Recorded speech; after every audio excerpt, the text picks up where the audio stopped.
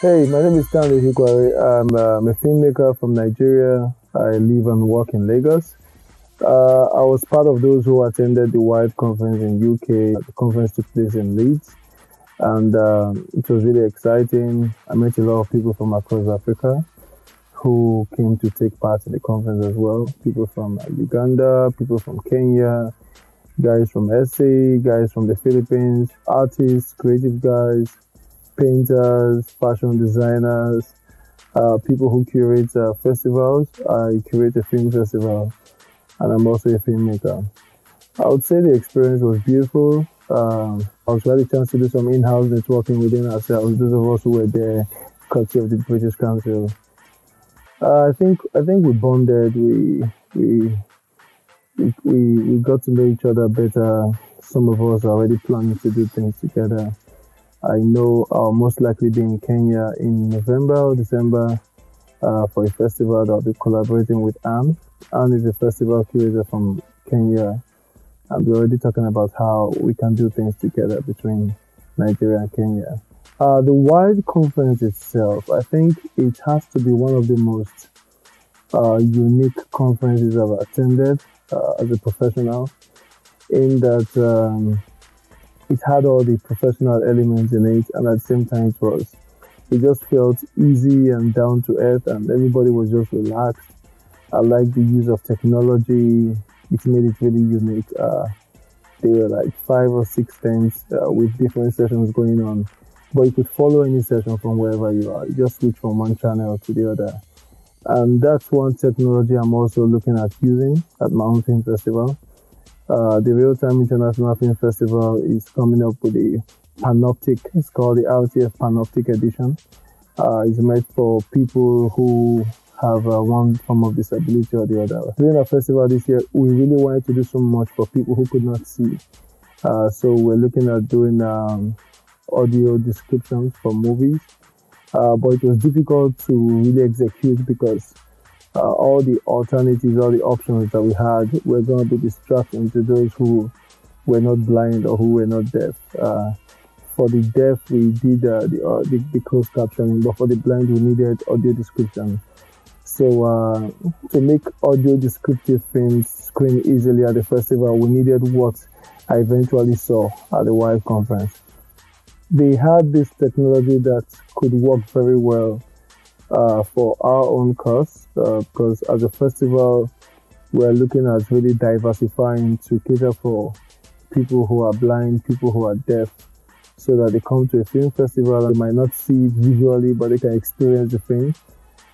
So we are having a Panoptic edition of RTF, the Real Time International Film Festival.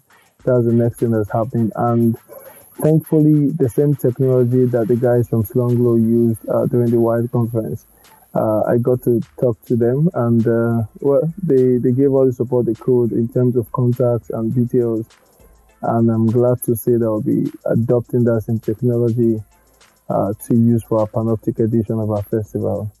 Beyond that, the atmosphere was good. I like the fact that it was outdoor. I like the fact that it wasn't too formal. I'm not really excited about things that are too formal. I like the informal nature of the whole thing. Then the discussions were really exciting. The discussions were enlightening.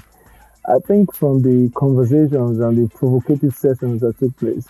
That is what they said to us. They said these are the places where we can find ways to think about ourselves that make us feel strong and able to overcome difficulty. They also said that these are the places where difference is in our conversation and our dialogue. So I am encouraged in these subjects to hold a different view to you.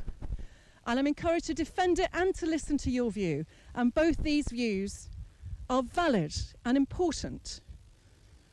And therefore, they told us that these are the only subjects, and this is the bit I find upsetting, these are the only subjects they study where they are encouraged to do what we might call critical thinking, where there is no right answer or wrong answer, there are just questions and answers and responses and feelings.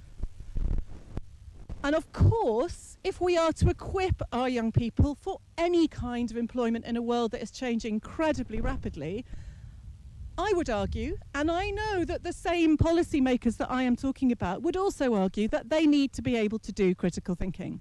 One thing I could tell was that there's a huge difference in the way those of us in Africa perceive things from the way people in Europe and the UK they perceive things.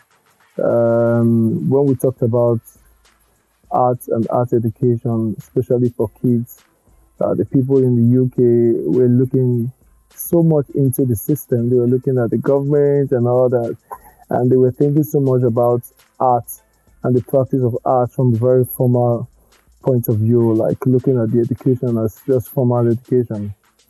Whereas those of us from Africa, we just thought it's art. Just go out there and do art. It doesn't have to be confined to a classroom or a training institute. It's an exchange of culture and ideas.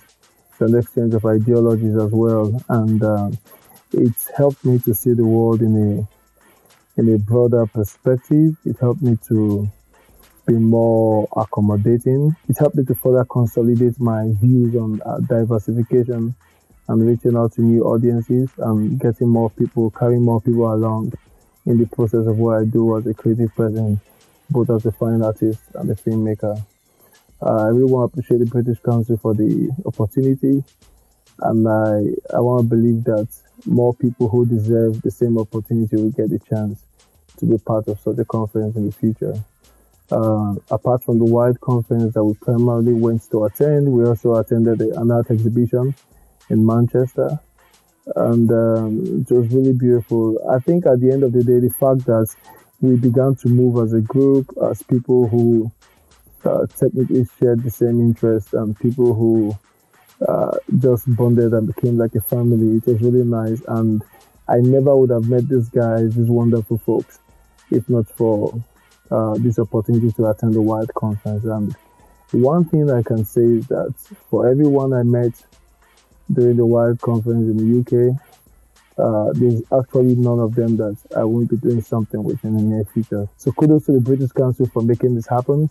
And I look forward to all the great collaborations, all the things that people will do together, those of us who met each other during that trip to Leeds for the Wide Conference UK. So once more, it was exciting, it was fun, it was an eye-opener, it broadened my horizon, and I'm truly appreciative. I'm truly appreciative of the opportunity that I was given to be part of the Wide Conference contingent to Leeds this year. Thank you.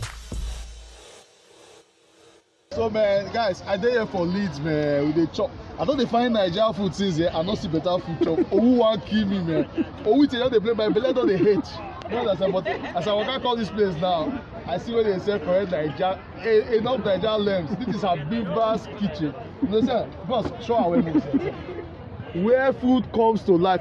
So if you chop food, they don't die before. Yeah, come here. So now, see all the menus: jollof rice, fried rice, chicken, puff, all these big old samosa. I look my face like, see me. Last night you say, man, I not quick come. If not, I'm a bit chop edible warm and cocoa gari. Enough pound the jam and I don't mind because we don't take pound the jam play at all.